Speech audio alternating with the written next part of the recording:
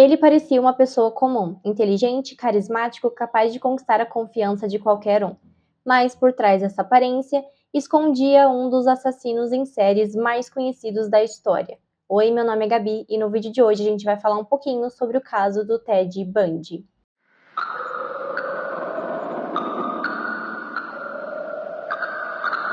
Theodore Robert Conway nasceu em 24 de dezembro de 1946 na cidade de Burlington, nos Estados Unidos.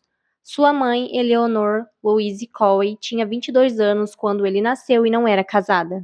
A identidade de seu pai nunca foi confirmada. Na certidão de nascimento constava o nome de um homem chamado Lloyd Marshall, um veterano da Força Aérea dos Estados Unidos. No entanto, ao longo dos anos, surgiram diferentes versões sobre quem realmente seria o pai biológico do Ted. Uma das teorias mais conhecidas afirmava que seu próprio avô materno, Samuel Conway, seria o pai do Ted. Apesar de ter ganhado repercussão, essa alegação nunca foi comprovada e não há evidências confirmadas que a sustentem. Até hoje, a verdadeira identidade do pai biológico do Ted permanece desconhecida. Naquela época, ter filho fora do casamento era visto com muito preconceito. Para evitar o julgamento da sociedade, Louise levou Ted para morar na casa de seus pais, onde ele cresceu acreditando que seus avós eram seus pais e que sua mãe era, na verdade, sua irmã mais velha. Anos depois, ele descobriria a verdade sobre sua origem, algo que muitos biógrafos acreditam ter causado um grande impacto emocional. Além disso, alguns relatos indicam que o ambiente em que Ted cresceu também era bastante conturbado.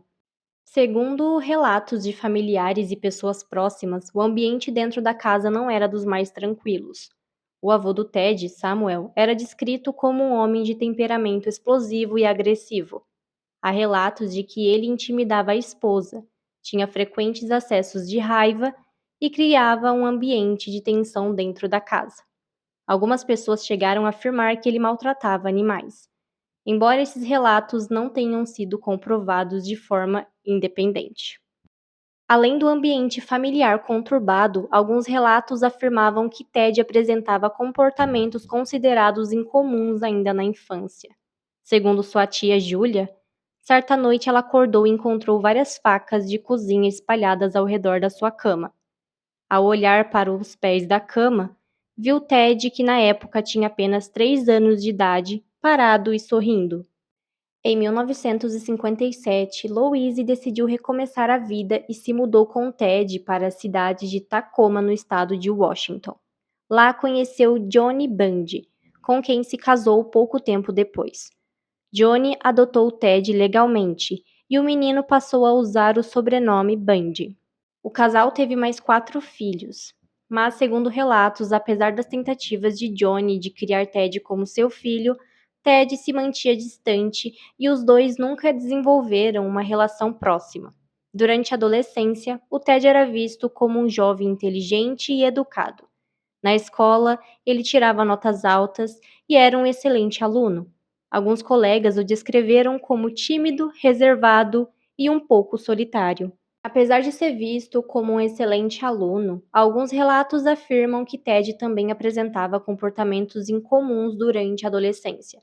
Pessoas que conviviam com ele disseram que o jovem costumava observar mulheres escondido e demonstrava interesse por conteúdos adultos e materiais violentos. Anos depois, o próprio Ted afirmou que esses interesses começaram ainda na juventude. No entanto, alguns especialistas acreditam que parte de seus relatos pode ter sido exagerado ou distorcido pelo próprio Ted. Depois de terminar o ensino médio, ele ingressou na faculdade, mas mudou de curso algumas vezes antes de estudar psicologia. Foi nesse período que ele conheceu uma jovem conhecida nas biografias pelo pseudônimo de Stephanie Brooks. Ela era bonita, inteligente e pertencia a uma família de boas condições financeiras. Stephanie chamou a atenção de Ted e os dois iniciaram um relacionamento. No entanto, o relacionamento durou pouco mais de um ano. Stephanie acreditava que Ted ainda era muito imaturo e que não tinha objetivos bem definidos para o futuro. Diante disso, ela resolveu terminar o relacionamento. A separação abalou muito Ted, que acabou largando a faculdade e viajou por diferentes estados dos Estados Unidos em busca de um novo rumo para sua vida. Algum tempo depois, ele retornou ao estado de Washington, retomou os estudos e passou a cursar direito. Na mesma época, ele começou a se envolver com política, participando de campanhas ligadas ao Partido Republicano. Foi durante esse período que conheceu Elizabeth Clover, uma secretária divorciada e mãe de uma menina. Os dois iniciaram um relacionamento. O namoro dos dois não era dos melhores. Enquanto estava com Elizabeth, ele também se aproximou novamente da Stephanie, sua antiga namorada. Os dois chegaram a reatar o relacionamento por um tempo. Mas, pouco tempo depois, ele resolveu terminar com Stephanie. Muitos acreditam que ele fez isso como forma de se vingar pelo término do passado, embora isso nunca tenha sido confirmado. Já com Elizabeth, a relação continuou entre idas e vindas ao longo dos anos seguintes. Até então, Ted levava uma vida que para muitos parecia comum. Inteligente, carismático e bem apresentado. Ninguém imaginava o que estava prestes a acontecer. Foi no ano de 1974 que uma série de desaparecimentos começou a assustar o estado de Washington. Jovens mulheres passaram a desaparecer misteriosamente, e no início a polícia acreditava que os casos não tinham ligação entre si. A maioria das vítimas eram estudantes universitárias ou jovens da mesma faixa etária. Muitas delas tinham características físicas semelhantes, como cabelos castanhos, longos e repartidos ao meio. Alguns especialistas acreditam que Ted escolhia vítimas com esse perfil por lembrarem sua ex-namorada, Stephanie. No entanto, essa hipótese nunca foi comprovada. Ted costumava fingir estar machucado, usando uma tipóia, uma atadura ou até mesmo gesso no braço. Ele abordava jovens mulheres e pedia ajuda para carregar livros ou outros objetos até o seu Fusca bege. O carro havia sido adaptado para facilitar os sequestros. O banco do passageiro havia sido removido. E, segundo as investigações, a porta era modificada de forma que dificultava a fuga das vítimas. Quando a vítima se aproximava do veículo ou entrava nele para ajudá-lo, Ted aproveitava o momento para atacá-las e levá-las para locais afastados. Foi assim que deu início a uma sequência de crimes que chocaria os Estados Unidos. O primeiro ataque documentado ocorreu em 4 de janeiro de 1974, quando Ted invadiu o apartamento da estudante universitária Karen Sparks, em Seattle. Enquanto ela dormia, foi surpreendida pelo agressor. Karen foi brutalmente agredida e sofreu abuso sexual e ficou gravemente ferida. Ela sobreviveu ao ataque, mas sofreu traumatismo craniano e outras lesões que lhe deixaram sequelas permanentes pelo resto da vida.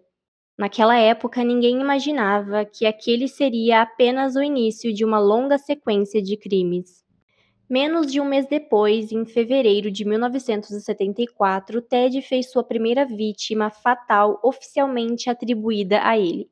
A jovem Linda, de 21 anos, era estudante da Universidade de Washington e trabalhava como apresentadora da previsão do tempo em uma rádio universitária. Na madrugada daquele dia, Linda desapareceu misteriosamente da sua casa em Seattle. As investigações apontaram que ela foi atacada dentro do próprio quarto enquanto dormia. Após cometer o crime, Ted levou a jovem para uma área isolada. Meses depois, seus restos mortais foram encontrados na região de Taylor Mountain, justamente com os de outras vítimas. O desaparecimento da Linda marcou o início a uma sequência de assassinatos que começou a assustar estudantes universitárias e desafiar as autoridades. Naquele momento, porém, a polícia ainda não imaginava que todos aqueles casos estavam ligados ao mesmo criminoso. Nos meses seguintes, outras jovens começaram a desaparecer em circunstâncias muito semelhantes. Todas eram abordadas de forma parecida e muitas tinham características físicas em comum. Aos poucos, os investigadores perceberam que não estavam diante de um caso isolado, mas da atuação de um serial killer. Em março de 1974, outra jovem desapareceu. Donna Guy Manson, de 19 anos, era estudante universitária e foi vista pela última vez enquanto caminhava para assistir a um concerto no campus da Evergreen State College. Donna nunca mais voltou para casa. Na época, as autoridades ainda não tinham pistas concretas sobre o seu desaparecimento. Pouco tempo depois, em abril daquele ano, Susan Elaine, de 18 anos, também desapareceu.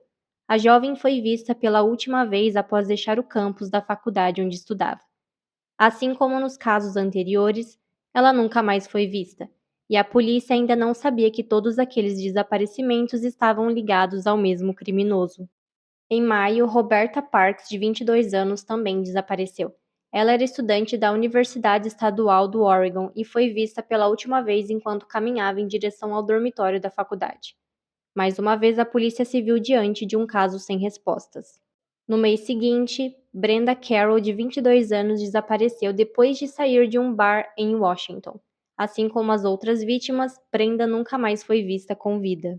A essa altura, o número de jovens desaparecendo só aumentava. Apesar das semelhanças entre os casos, os investigadores ainda enfrentavam dificuldade para identificar o autor dos crimes.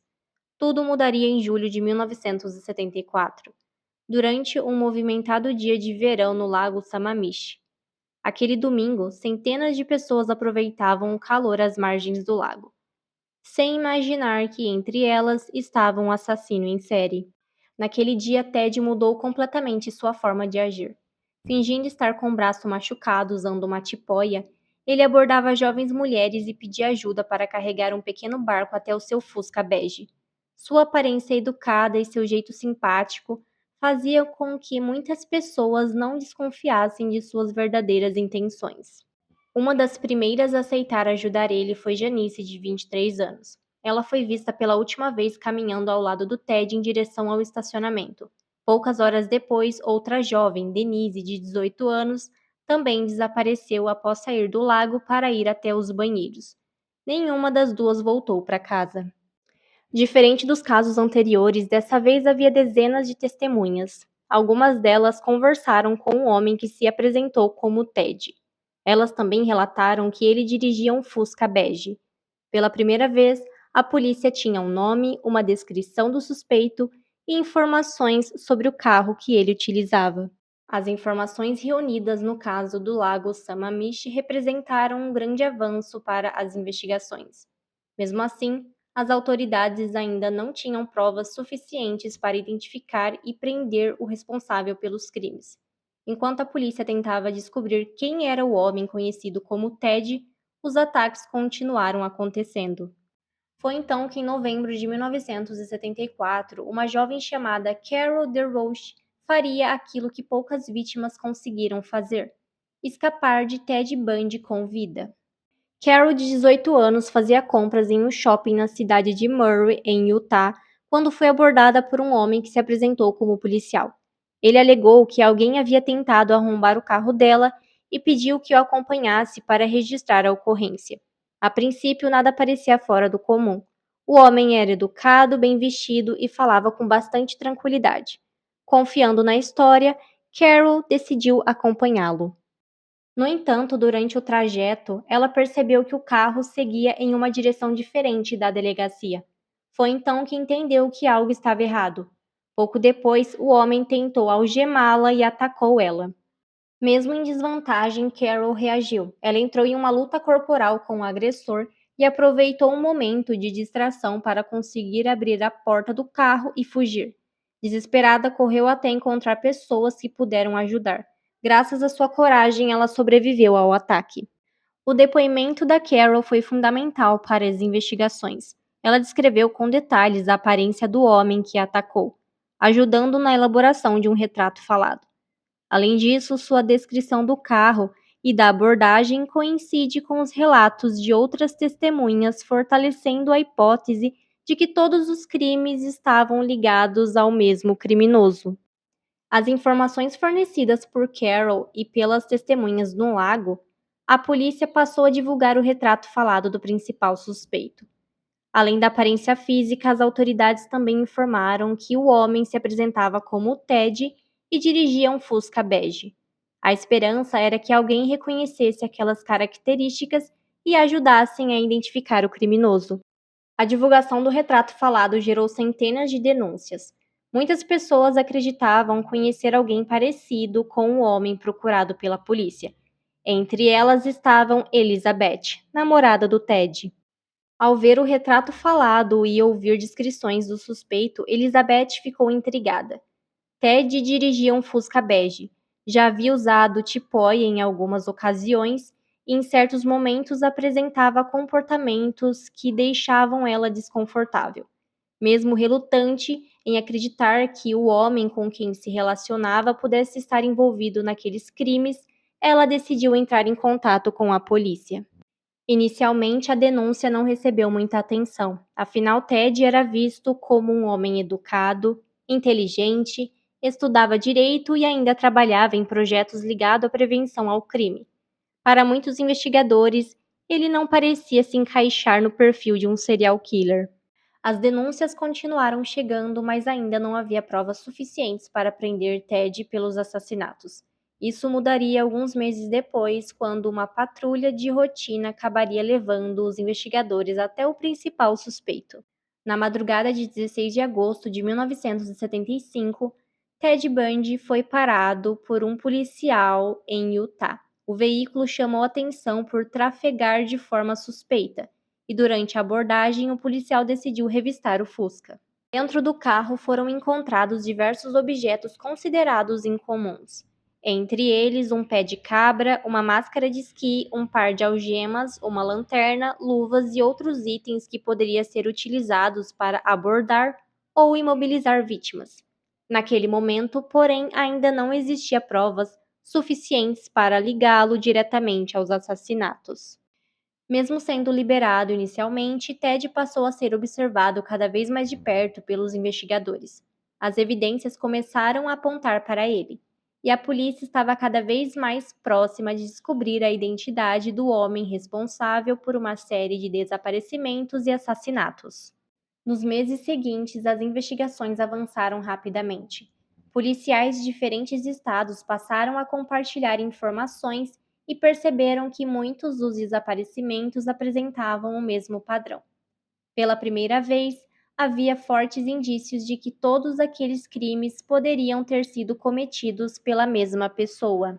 Enquanto isso, Ted chegou a vender o seu Fusca. O veículo, no entanto, acabou sendo localizado e periciado pelos investigadores. Durante a análise, foram encontrados fios de cabelo e outras evidências que reforçaram as suspeitas contra ele. Com o avanço das investigações, Ted passou a ser um dos principais suspeitos do caso.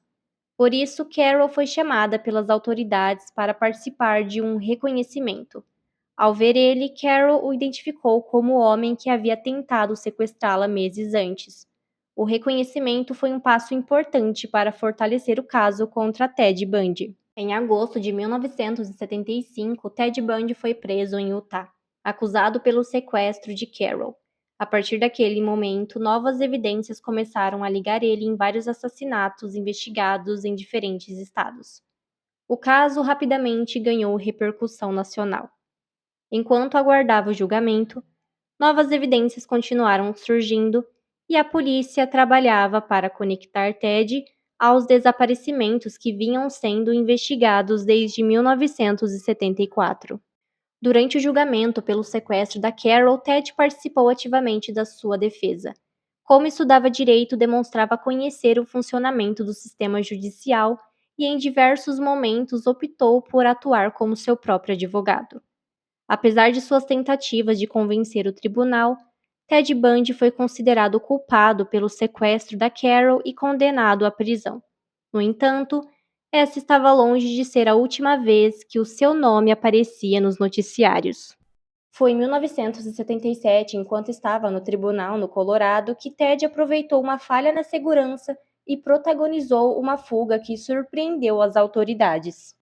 Enquanto consultava livros na biblioteca jurídica do tribunal, ele ficou sozinho por alguns instantes, aproveitou a oportunidade e pulou de uma janela do segundo andar e conseguiu fugir. A fuga mobilizou um grande número de policiais e voluntários. Durante vários dias, Ted permaneceu escondido em uma região de mata nas montanhas do Colorado. Mas após alguns dias, acabou sendo localizado e capturado novamente. A captura fez com que a segurança em torno do Ted Bundy fosse reforçada. No entanto, as autoridades ainda não imaginavam que ele conseguiria escapar mais uma vez, e que essa segunda fuga teria consequências ainda mais trágicas. No dia 31 de dezembro de 1977, Ted conseguiu fugir pela segunda vez. Ele emagreceu propositalmente, cerrou parte do teto da sua cela e passou pela pequena abertura. Ele escapou da prisão sem ser notado. Os policiais só notariam sua ausência na manhã seguinte, quando já era tarde demais. Dessa vez, Ted conseguiu fugir do estado do Colorado e viajou por vários lugares até chegar na Flórida, onde passou a viver usando nome falso, para evitar ser reconhecido pelas autoridades. Enquanto a polícia realizava uma grande caçada para encontrá-lo, Ted voltaria a atacar. Os crimes cometidos na Flórida se tornaram alguns dos mais brutais de todo o caso. Usando um nome falso e tentando passar despercebido, ele alugou um quarto em uma pensão, enquanto a polícia de diversos estados continuavam procurando por ele. Na madrugada de 15 de janeiro de 1978, Ted invadiu a casa da fraternidade Chi Omega da Universidade Estadual da Flórida. Em poucos minutos, atacou várias estudantes que dormiam no local. Margaret Baumer e Lisa Levin não sobreviveram aos ferimentos.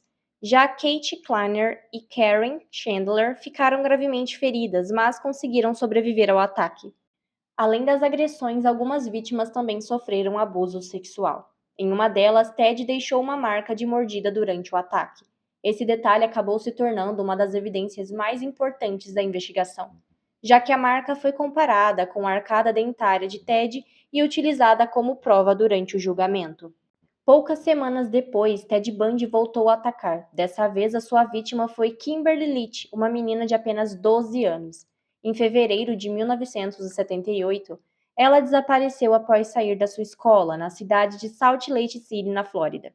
O desaparecimento mobilizou familiares, voluntários e autoridades, dando início a uma intensa busca pela garota. Infelizmente, cerca de 2 meses depois, o corpo da Kimberly foi encontrado em uma área da mata.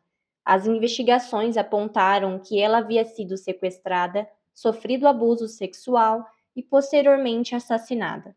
O crime chocou ainda mais a população e aumentou a pressão para que Ted Bundy fosse encontrado o mais rápido possível. A fuga de Ted Bundy estava chegando ao fim. Apenas alguns dias após o desaparecimento da Kimberly, ele voltaria a chamar a atenção da polícia, o que acabaria levando à sua captura final. Após o desaparecimento e a morte da Kimberly, a caçada de Ted Bundy se intensificou e as autoridades de diversos estados continuavam procurando pelo fugitivo, enquanto novas pistas surgiam a cada dia. Na madrugada do dia 15 de fevereiro de 1978, um policial percebeu que um carro circulava de forma suspeita pelas ruas. Ao tentar realizar a abordagem, o motorista tentou fugir, mas acabou sendo alcançado e preso após uma breve perseguição. Inicialmente, Ted apresentou um nome falso e tentou esconder sua verdadeira identidade. No entanto, pouco tempo depois, os policiais confirmaram que se tratava do fugitivo mais procurado dos Estados Unidos. Sua segunda fuga finalmente havia chegado ao fim. A partir daquele momento, Ted Bundy seria levado novamente aos tribunais. Dessa vez, porém, as provas reunidas pelos investigadores eram muito mais robustas e o julgamento chamaria a atenção da imprensa no mundo inteiro. Após ser capturado, Ted Bundy foi levado a julgamento pelos crimes cometidos na Flórida. O caso ganhou enorme repercussão e passou a ser acompanhado por milhões de pessoas, tornando-se um dos julgamentos mais conhecidos da história dos Estados Unidos. Como havia estudado direito, Ted decidiu participar ativamente da sua própria defesa. Em diversos momentos, abriu mão de um advogado tradicional e fez perguntas às testemunhas, tentando convencer o júri de sua inocência. Seu comportamento chamava a atenção tanto da imprensa quanto das pessoas que acompanhavam o julgamento. Durante o julgamento, a promotoria apresentou diversas evidências contra Ted Bundy. Entre elas estavam os depoimentos das testemunhas e provas coletadas durante as investigações. A marca da mordida encontrada no corpo da Lisa, a comparação com a arcada dentária do Ted Bundy foi considerada uma das provas mais importantes do processo. Ted Bundy respondia pelos assassinatos da Lisa, da Margaret e pela tentativa de homicídio contra Kate e Karen. e por outros crimes relacionados ao ataque cometido na fraternidade Chi Omega. Posteriormente, ele também seria julgado pelo assassinato da Kimberly. Após analisar todas as provas e ouvir todas as testemunhas, o júri considerou Ted Bundy culpado.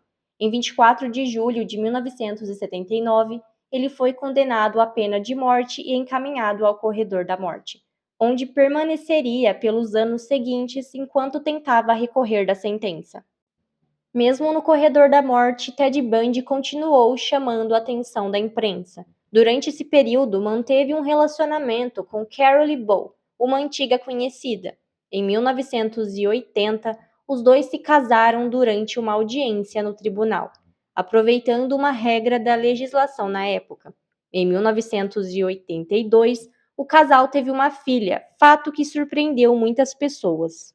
Enquanto permanecia no corredor da morte, Ted Bundy passou a conceder entrevistas e, ao longo dos anos, fez diversas confissões. Ele admitiu ter cometido 30 assassinatos, embora muitos investigadores acreditam que o número real de vítimas possa ter sido ainda maior. Durante esses depoimentos, Ted Bundy também revelou detalhes extremamente perturbadores sobre a forma como agia após os crimes. Segundo suas próprias confissões e as investigações, ele retornava aos locais onde havia deixado alguns dos corpos e praticava atos de violência sexual contra eles, mesmo após estarem em avançado estado de decomposição. Ted Bundy também confessou ter decapitado pelo menos 12 de suas vítimas e mantido algumas das cabeças em seu apartamento por um período, como uma espécie de lembrança. Essas revelações chocaram investigadores e reforçaram o nível de crueldade dos crimes atribuídos a ele. Mesmo com as confissões, Ted continuou tentando adiar o cumprimento da pena por meio de recursos judiciais. No entanto, após anos de processos, sua sentença foi mantida. Foi então que, na manhã do dia 24 de janeiro de 1989, que Ted Bundy foi executado na cadeira elétrica, na penitenciária estadual da Flórida. Ele tinha 42 anos. Do lado de fora da prisão, centenas de pessoas aguardavam o desfecho do caso, enquanto familiares das vítimas viam aquele momento como o encerramento de uma longa busca por justiça. Mesmo após a execução de Ted Bundy, o caso nunca deixou de ser estudado.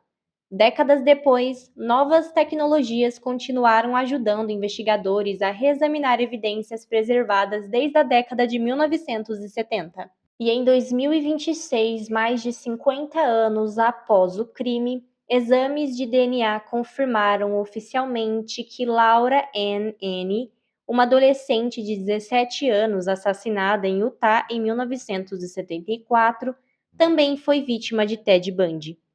Embora ele já tivesse confessado esse assassinato antes da sua execução, as autoridades afirmaram que a confissão por si só não era suficiente para encerrar o caso. Foi apenas com o avanço da tecnologia que a autoria poderia ser comprovada de forma definitiva. Ted Bundy confessou 30 assassinatos, mas muitos investigadores acreditam que o número real de vítimas pode ter sido ainda maior. Até hoje, alguns dos desaparecimentos e homicídios ocorridos naquela mesma época continuam sendo analisados, e não se descarta a possibilidade de que novos casos sejam ligados a ele no futuro. Mesmo décadas depois da sua morte, a história de Ted Bundy continua sendo estudada, lembrada não apenas pela brutalidade dos crimes, mas também a importância de nunca esquecer das vítimas e de continuar buscando justiça. O caso de hoje é um caso perturbador. O Ted fez coisas terríveis com essas mulheres, é um caso chocante. Tem vários documentários, tem entrevistas com ele na internet, onde ele fala detalhes das coisas que ele fazia, coisas perturbadoras, tem vários documentários e também tem vários livros que contam sobre a história dele. Comenta aqui se vocês já ouviram falar do caso do Ted Bundy, não se esqueça de deixar aquele like para ajudar aqui no canal e a gente se vê em um próximo vídeo.